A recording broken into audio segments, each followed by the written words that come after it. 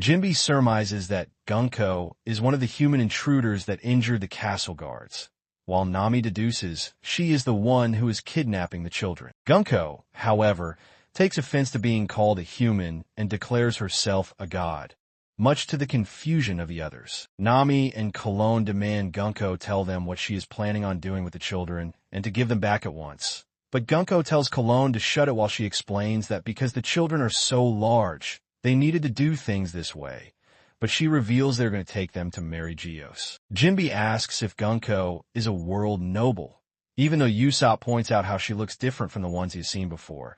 But Brook surprisingly deduces she is a member of the God's Knights, to the shock of the others and to the confirmation of Gunko. Uso is kidnapping the kids to make them slaves as Gunko has one of her arrows chase after him. Nami refuses to let Gunko take the children as she summons Zeus, who she then turns into a shark and sends at Gunko. Unfortunately, Gunko redirects Zeus back at her while saying that originally, the world as they know it was supposed to vanish without anyone realizing it, just as Zeus seemingly strikes Nami, only for it to be revealed to be Brook who shielded her. Gunko continues saying that a few people figured out the truth and warned the world as Usopp blasts her with his pop greens. To even his surprise, it looks as though he completely obliterated Gunko's upper half. But to everyone's horror, she regenerates as she says nothing can stop the countdown as she aims for Usopp, who figures the arrow signifies her target. Jinbe, Nami, and Brook try to redirect it away from him as Gunko declares that a vast war that will consume the world will begin,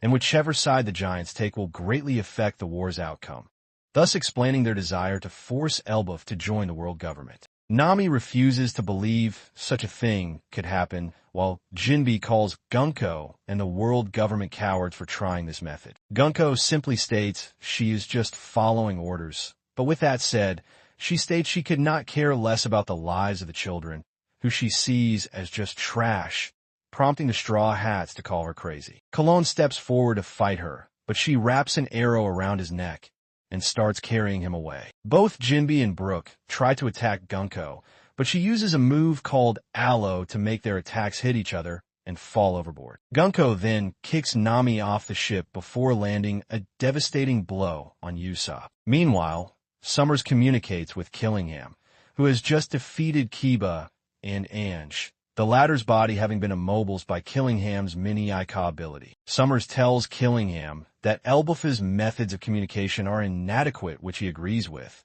but he states every village and important facility in the country has its own tool. He approaches a dingo mushy and tells Summers to talk to it via the Den Den mushy, which should transmit his voice all over Elbaf. Summers says he will get to it once he finishes up his fight with Saul, who he is surprised to learn survived O'Hara's destruction. Saul tells Robin and Chopper to remain hiding in his hair and not come out as he begs them to save the children, just as he collapses from his injuries. Afterwards, Summers voices his refusal to accept that the giants are a peaceful race now.